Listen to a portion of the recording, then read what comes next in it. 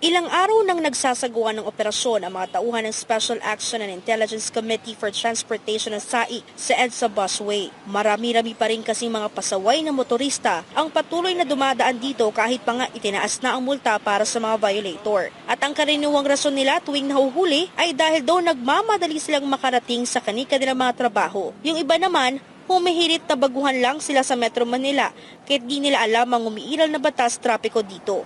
Araw ng Lunes, ang maintenance worker na ito ay ang numero 1 natikitan ng SAIC sa bahagi ng Santolan Station ng EDSA bus lane. Hirit ng nahuling motorista, alam daw niyang bawal pero dahil sa pagmamadali ay naisipan niyang dumaan sa EDSA busway.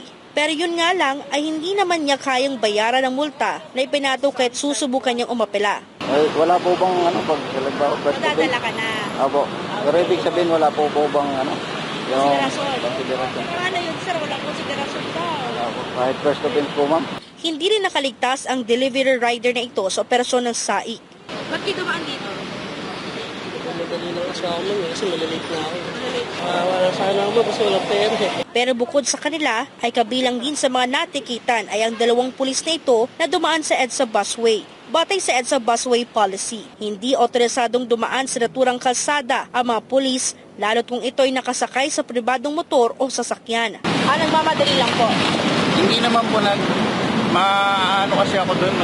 Bukod pa dyan, may isa pang pulis ang sunod namang nahuli. Sinubukan namin siyang kunan ng pahayag pero tumagi na siya. Sinabi naman ng team leader ng SAIC, malaki ang nakikita nilang pagbabago ngayon lalo't kakaunti na lang ang nahuhuli kumpara noon na umaabot sa daang motorista kada araw.